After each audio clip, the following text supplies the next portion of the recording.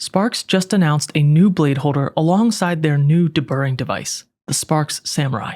So now, there are two different blade holders, and in this quick video, I'll explain the differences, which one you should buy, and why you need the new one if you plan on getting a Sparx Samurai.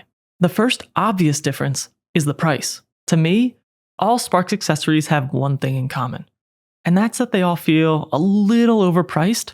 To their credit, they usually just work. I think that the blade holder and the universal blade holder both fit that description. The blade holder is mostly plastic, and it sells for almost $50 USD.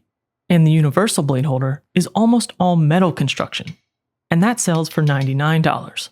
The second difference is that while they both help you sharpen your steel outside of your boots, they each function slightly differently in the way that they do that. The blade holder has a rotating latch that locks the runner into its clampable jaw. It's not unlike the clamp that's on the sharpener itself. There is a designated heel side and a toe side, and I drew a center line on mine with a Sharpie. The universal blade holder is two metal plates that come together in a V shape.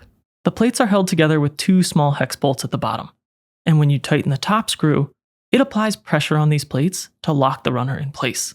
There's a small spring in between the plates along the top edge, and when that screw is loosened, that allows for the bottom edge to act like a clamp. You can center your runner in the clamp with this notch, and then tighten the top screw to lock it in.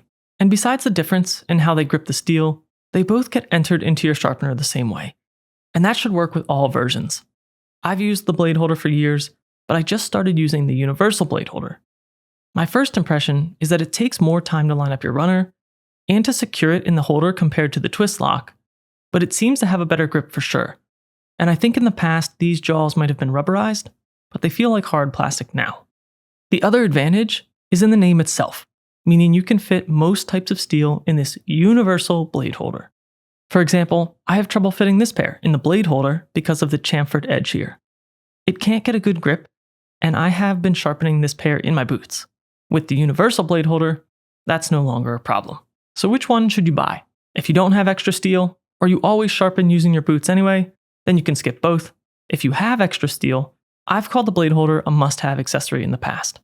I can't imagine not having it, and your steel is also straightest when it's not seated in the boot.